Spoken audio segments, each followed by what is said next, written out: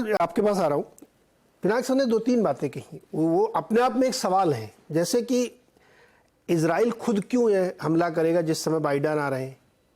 ये तो मतलब हो सकता है कूटनीति की गहरी कूट हमको समझ में नहीं आ रही, लेकिन कॉमन सेंसिकल चीज़ तो वो नहीं करेगा। हमास के लिए बिल्कुल स्ट्रेटजिक फिट बैठता है कि वो हमला करे अस्पताल पे, जिससे माहौल ख़राब हो और बातचीत का कोई रास्ता बन न पाए, और वो ऐसा हो गया। अब ये भी एक कॉन्स्पिरेसी थ्योरी, मुझे नहीं पता क्या है। दूसरी बात जो अभी कही पिनाक सर ने कि कतर, इवन इजराइल, ये सारे लोग उस अब्राहमिकल अकॉर्ड के थ्रू नॉर्मलाइजेशन प्रोसेस में, जिसमें बहरीन भी शामिल है, सऊदी अरब भी शामिल है, अगर ये इतनी बड़ी स्ट्रेटजी को डिरेल करने की कोशिश वाया हमस ईरान कर रहा है, तो ये जो इतने बड़े बड़े धुरंधर देश है, पहले दिन इसको सप्रेस कर देते ना कि नहीं सिर्फ हमास तक है, वहीं तक रहेगा। फिर ये ओआईसी की क्लैरियन कॉल, सारे देश एकजुट हो रहे हैं, सब उसके साथ खड़े हो रहे हैं और पूरी दुनिया को 2 हिस्सों में बांट रहे हैं। ये थ्योरी मुझे समझ में नहीं आती।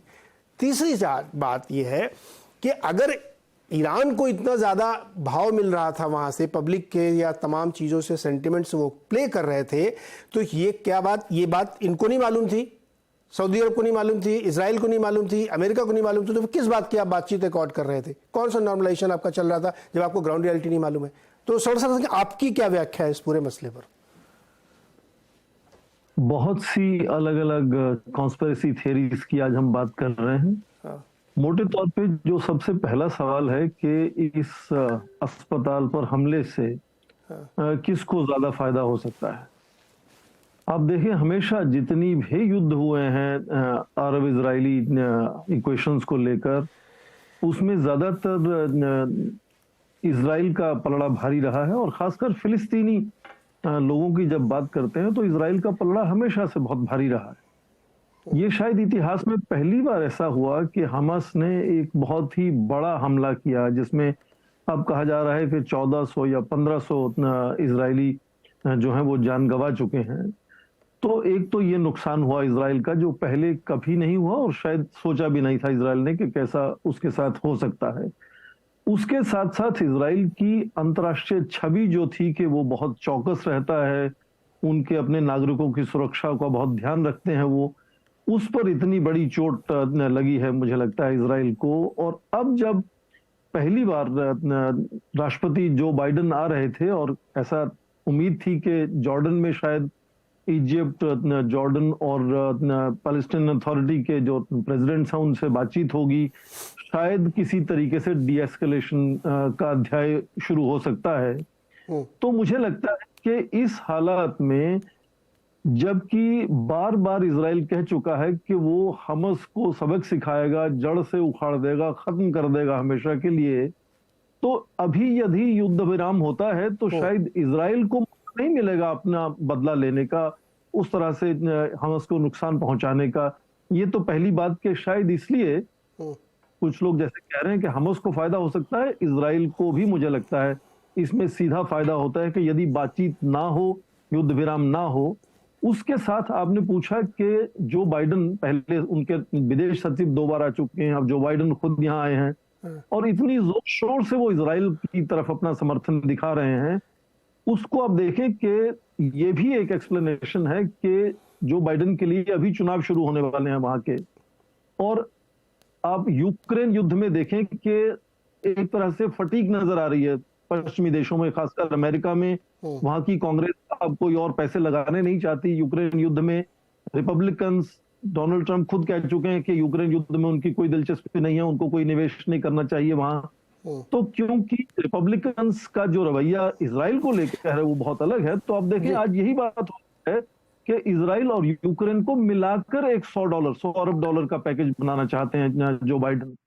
तो अंतर्राष्ट्रीय स्तर पर उनकी विदेश नीति में जो खटास और रुकावट आती नजर आ रही है, उसके चलते भी ये उनकी अंदरूनी राजनीति की वजह से जरूरत है कि जो बाइडन आज इजराइल आए युद्ध के दौरान, और इस तरह की वो जबरदस्त समर्थन इजराइल के लिए पेश करें। हाँ, दूरंगामी उसके नुकसान हो सकता है कि जैसे आपने कहा कि काफी अरब देशों की जो आवाज है वो धीरे धीरे फिलिस्तीनी लोगों के साथ जुड़ती हुई नजर आ रही है, हमास के साथ थोड़ा उतनी ना भी जुड़े, तो जो एक तरह से बड़ा गल्फ जो ब्रेक नजर आ रहा है कि कई लोग कह रहे हैं कि क्या ये ईरान और अमेरिका का प्रॉक्सी वॉर बनने वाला है, और क्या फिर अरब देश एक तरफ और इसराइल और अमेरिका दूसरी तरफ होने वाले हैं। तो इसमें अमेरिका की अंदरूनी राजनीति, इसराइल का अपना अंदरूनी राजनीति, आप देखें कि 14 अक्टूबर को वहां की संसद का इसराइल में अधिवेशन होने वाला था।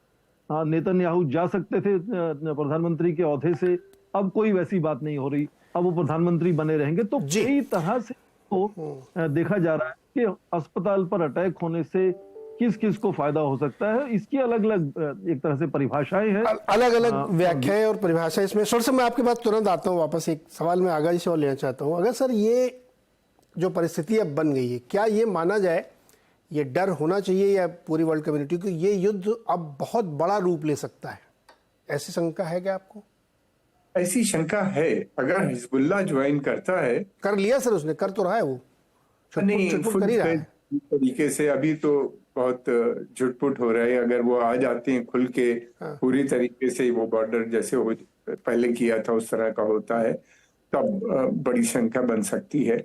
और दूसरे इजराइल ने भी कहा है कि वो जो है इस तरह की जो गतिविधियां हो रही हैं, पहले कहा था उसको, वो चाहेगा कि ये जितने आतंकवादी संगठन जिनको वो कहता है, खासतौर से हिजबुल्लाह, शिया मलेशियास, और फिर उसके अलावा जो वो है हूती रिबल्स या सीरिया के अंदर जो ग्रुप्स बैठे हुए हैं वहां पे एंटी इजराइल, उनको उसका मानना ये है कि ये सब एक रिंग ऑफ फायर है इजराइल के चारों तरफ और इसको खत्म होना चाहिए। और आर पार की बात वो काफी समय से कर रहे थे, और ये भी कह रहे थे कि ईरान का जो न्यूक्लियर प्रोग्राम है हम उसको ध्वस्त करेंगे। अगर अमेरिका हमारे साथ है तो ठीक है, अगर नहीं भी है तो हम अकेले जाके करेंगे।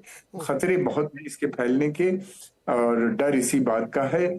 और दूसरी एक चीज और मैं छोटी सी कहना चाह रहा था, अमेरिका का इन्फ्लुएंस इस क्षेत्र में काफी कम हो चुका है। सऊदी अरेबिया ने पिछले काफी समय से, खासतौर से जब से यूक्रेन वार हुई है, बड़ा इंडिपेंडेंट फॉरेन पॉलिसी अडॉप्ट कर ली है। वो बहुत ज्यादा बात करने लगे हैं स्ट्रेटेजिक ऑटोनॉमी की। फिर उसके अलावा उन्हीं ने कंडेम भी नहीं किया रशियन एग्रेशन को वहां पे यूक्रेन में। इसके अलावा बाइडेन बहुत नाराज हैं कि उन्हीं ने चाइना से जो डीडॉलराइजेशन यानी रुपए और रियाल युआन में जो डील की है, और दूसरे देशों से भी करने जा रहे हैं। उन्हीं ने ब्रिक्स की मेंबरशिप ले ली, और वो बार बार एक शर्त को दोहराते हैं अब्राहम अकॉर्ड में आने से भी पहले कि वो इंडिपेंडेंट सॉवरेन पैलेस्टीनियन स्टेट उन्हें चाहिए। इस तरह की जो बातें हो रही हैं उससे अमेरिकन काफी नाराज भी नजर आते हैं। लेकिन वो ये नहीं है कि वो अमेरिका को बिल्कुल डिस्कार्ड कर देंगे। अमेरिकन सिक्योरिटी की उनको जरूरत है, अमेरिकन चीजों की है, वो अपनी बार्गेनिंग कैपेसिटी भी हो सकता है बढ़ा रहे हो, लेकिन ब्रिक्स को तो ज्वाइन कर रहे हैं जो एक जो बैक्ड इंटरनेशनल ऑर्डर है उसके विपक्ष है। ओके, ये